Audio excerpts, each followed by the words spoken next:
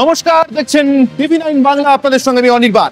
কোন সরকার সারা জীবন স্থায়ী হয় না, কিন্তু মমতা বন্দ্যোপাধ্যায় 2011 থেকে 2024 পেরিয়ে 25-14 বছর কাটিয়ে ফেলেছেন। 15 বছর কাটাবেনি, তার কারণ সামনের বছর বিধানসভা নির্বাচনের পর। তারপর কি আরো 5 বছরের জন্য গ্যারান্টি পাবেন মানুষের কাছ থেকে? পুরী ছুঁতে পারবে মমতা বন্দ্যোপাধ্যায়ের নেতৃত্বে তৃণমূল সরকার? সামনে এই মুহূর্তে নাকি সব থেকে বড় প্রশ্ন চিহ্ন হয়ে দাঁড়িয়ে আছে আরএসএস, রাষ্ট্রীয় স্বয়ংসেবক সংঘ। তারাই নাকি ঠিক করবে আগামী 1 বছর পর এই রাজ্যে বিধানসভা নির্বাচনে মমতা বন্দ্যোপাধ্যায় বা তার নেতৃত্বে তৃণমূল কংগ্রেসের সরকার তা আরেকটা মেয়াদ পাবে কি পাবে, সত্যি কি তাই? 2014 থেকে এ পর্যন্ত 3টি লোকসভা, 2টি বিধানসভা, 2টি পঞ্চায়েত এবং একবার পুরসভা নির্বাচনে যুদ্ধে নেমেছে বঙ্গ বিজেপি। তাদের ভোট বেড়েছে, বিধানসভা ও লোকসভায় প্রতিনিধিত্ব বেড়েছে।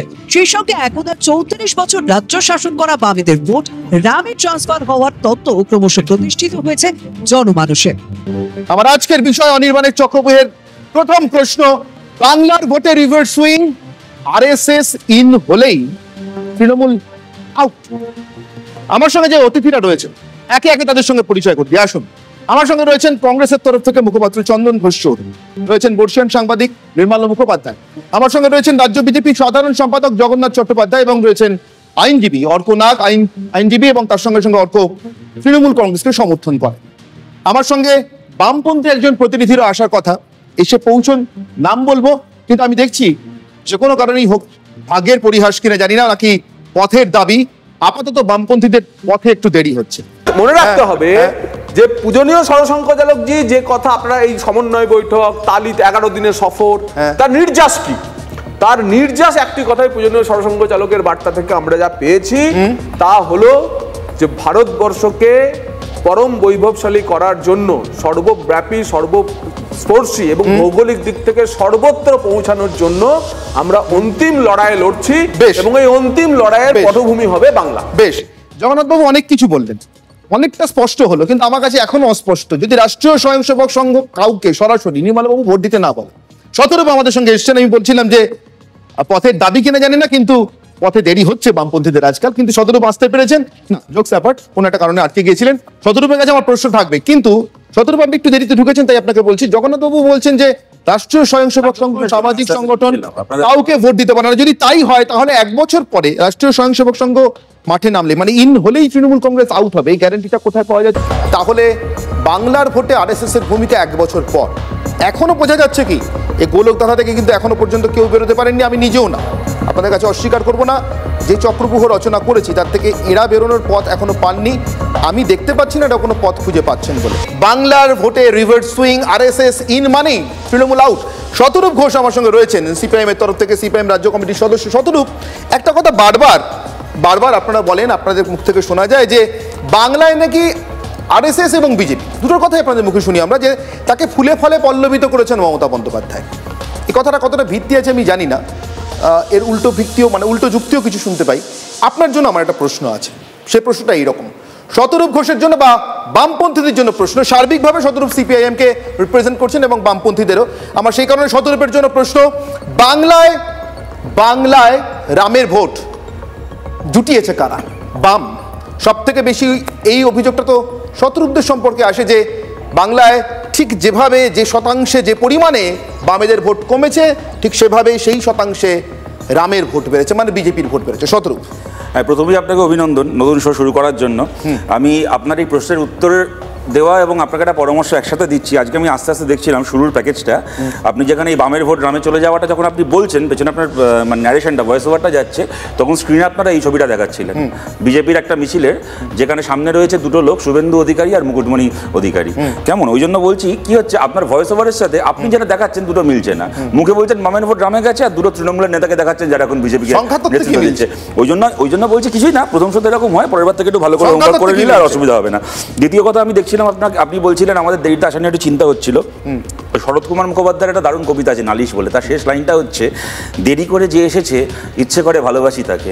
দেখবেন একটু খোলা মনে আমাদের কথাগুলো বিচার করলে আপনারাও আমাদেরকে ভালোবাসতে ইচ্ছে করবে, আমরা অতটাও খারাপ নই। তৃতীয় কথা, আপনাকে আমি আন্তরিকভাবে একটা জিনিস, একটা ব্যাপারে অভিনন্দন জানাচ্ছি অনির্বাণ, তা হচ্ছে আরএসএস একটি সাংস্কৃতিক সংগঠনের সঙ্গে রাজনীতির কোনো সম্পর্ক নেই। এই ন্যাকামিটাকে আপনি একদম ধূলিসাৎ করে সরাসরি ভোটের রাজনীতির সঙ্গে যে আরএসএস এর একটা সম্পর্ক আছে তাই নিয়ে আপনি শোটা করছেন, এইটাকে আমাদের প্রতি ভালোবাসার লক্ষণ হিসেবেই ধরছি। 4 নম্বর কথা হচ্ছে জগন্নাথ কি 4 নম্বর কথা হচ্ছে জগন্নাথ দাসের সাথে আমার একটু বেশি লাগতে ভয় করে। উনি এখন দিব্যেন্দু অধিকারী শুভেন্দু অধিকারীকেও ছেড়ে দিচ্ছেন, সেখানে আমি আর কি দাঁড়াবো ওনার সামনে।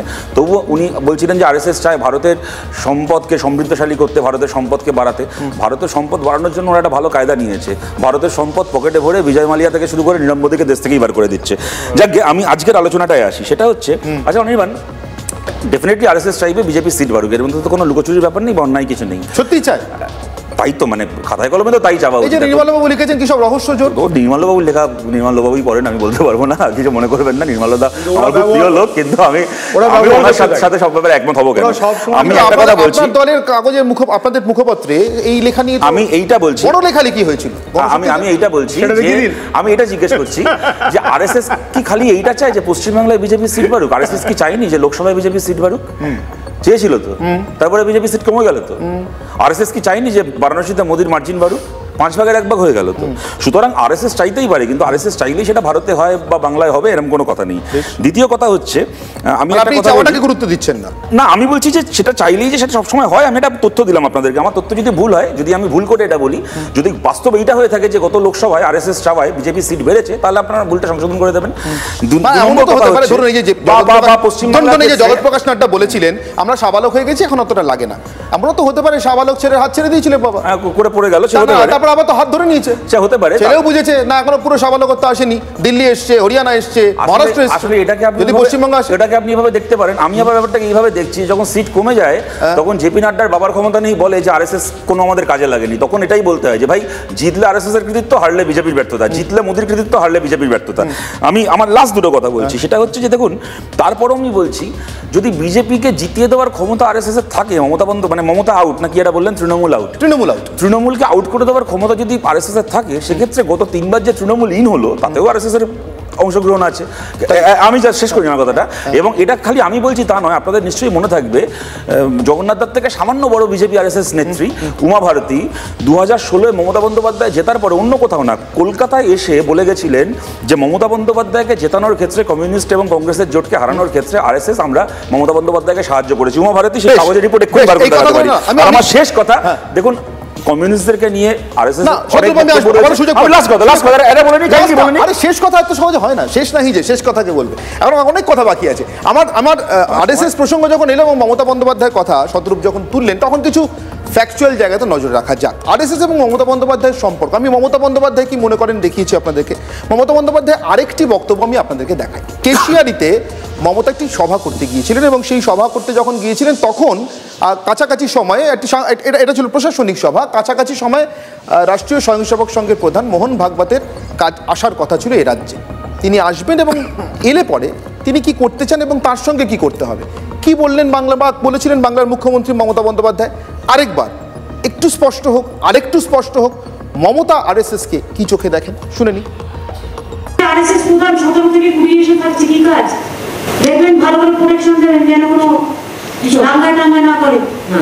ঠিক আছে, কি করে, আর পারলে একটু মিষ্টি ফল পাঠিয়ে দেবেন ভালো করে একটু স্টেশন থেকে।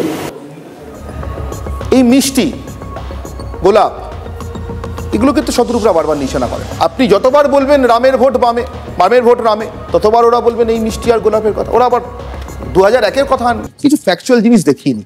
মমতা বন্দ্যোপাধ্যায় এবং আরএসএস এর সম্পর্ক প্রসঙ্গে কিছু পুরনো কথা, বেশ পুরনো। মমতা তখন বিরোধী নেত্রী, আরএসএস এর সরাসরি আরএসএস এর নয়, পাঞ্চজন্য, আবারও বলবো, একটি ট্রাস্ট চালায়, কিন্তু স্বয়ংসেবকরা থাকেন, প্রভাব থাকে। তার একটি অনুষ্ঠানে মমতা বন্দ্যোপাধ্যায় গিয়েছিলেন, সেখানে মমতা বন্দ্যোপাধ্যায়কে সাক্ষাৎ দুর্গা বলে সম্বোধন করেন বলবীর পুঞ্জ, সাক্ষাৎ দুর্গা। আবার আরএসএস এর পক্ষ থেকেও পাল্টা, মমতার পক্ষ থেকেও পাল্টা আরএসএস এর জন্য প্রশংসা যায়। আপনাদের মতো দেশপ্রেমী খুব কম আছে, আপনারা যদি 1% আমাকে সাহায্য করেন, 1%, মমতা বলেছিলেন 1% সাহায্য করলে আমি বাংলা থেকে বাম শাসন উচ্ছেদ করতে পারি। এটা এটা 2000-এর দশকের কথা, অর্থাৎ তখনও মমতা বন্দ্যোপাধ্যায় বিরোধী নেত্রী, তখনও 2006-এর বিধানসভা নির্বাচনের বিরাট বড় বিপর্যয়টা হয়নি। তখন মমতা বন্দ্যোপাধ্যায় সেই মুহূর্তে সেই সময়ে অটল বিহারী বাজপেয়ীর মন্ত্রিসভাতে তিনি দপ্তরবিহীন মন্ত্রী হয়ে রয়েছেন। দ্বিতীয় দফাতে ফিরে আসার পর যে অনুষ্ঠানে মমতা বন্দ্যোপাধ্যায়ের কথা বলছেন, সেই অনুষ্ঠানে সরাসরি তৎকালীন সংঘপ্রধান কে.এস. সুদর্শন না উপস্থিত থাকলেও মোহন ভাগবত ছিলেন, মদন দাস দেবী ছিলেন এবং এইচ.ভি. শেষাদ্রি ছিলেন। সম্পর্কটা ঠিক কি?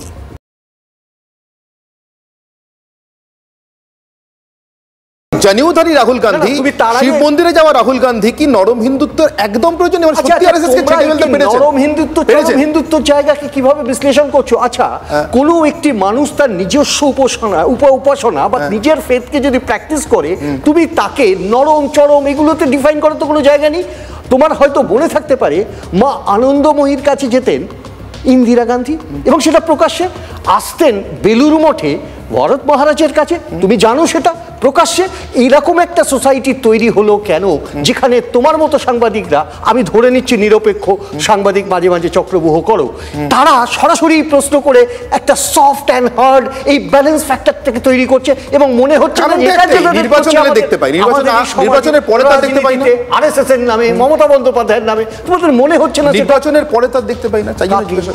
আমি এক্ষেত্রে তোমার সাথে একমত হয়ে তোমার কথাটা সাবস্টেন্সিয়েট করার জন্য একটা সেকেন্ড চক্রবিরোধীকে বেরোতে গেলে আমি তোমাকে একটা কথা বলি, না এই বিরোধীরা আমাকে নিতেই হবে, বিরোধীরা আমাকে নিতেই হবে। আমিও চাই তুমি না, খালি একটা লাইন আমি তোমার সাথে একমত হয়ে আমি জাস্ট না প্লিজ বিরোধীরা নিয়ে ধরো, এই যে তুমি বলে নির্বাচনের পরে যাওয়া হয় না, 2019-এ লোকসভায় ভালো ফল করার পরে বিজেপি ইজের সিরিজে দুর্গাপূজা শুরু করলো, 21-এ বিধানসভা ভোটে হেরে যাওয়ার পর থেকে বন্ধ করে দিল। ঠিকই বলেছো, আমি তোমার সাথে একমত। বেশ, এবারে শেষ দিকে চলে এসেছি, দেখি বেরোনোর সুযোগ কেউ করতে পারেন কিনা। শতরূপ 10 সেকেন্ড। দেখুন, আমি খুব একটা কথা আপনারা সবাই জানেন, পশ্চিমবাংলায় 30% মুসলিম ভোট এবং তার বিন্যাসটা এমন, পশ্চিমবাংলায় 170টার উপর এমন সিট আছে যে সিটে আপনি মুসলিম ভোট ছাড়া জিততে পারবেন না। কথাটা আমি এই কারণে বলছি, যতদিন আরএসএস থাকবে, বিজেপি থাকবে পশ্চিমবাংলার রাজনীতিতে, মমতা বন্দ্যোপাধ্যায় 30% ভোটকে ছলে বলে এবং ভয়ে নিজের দিকে নিয়ে করবেন। জগন্নাথ বাবু, সুতরাং এরা বাংলা থেকে গেলেই তবে একমাত্র তৃণমূল কারণ। একটি পুরনো কথা বলে প্রণব মুখোপাধ্যায় সম্পর্কে বলা জ্যোতি বসুর কথা, বাংলা কংগ্রেসের সঙ্গে খুব খারাপ রিলেশন, দ্বিতীয় যুক্তফ্রন্ট সরকার পড়ব করছে।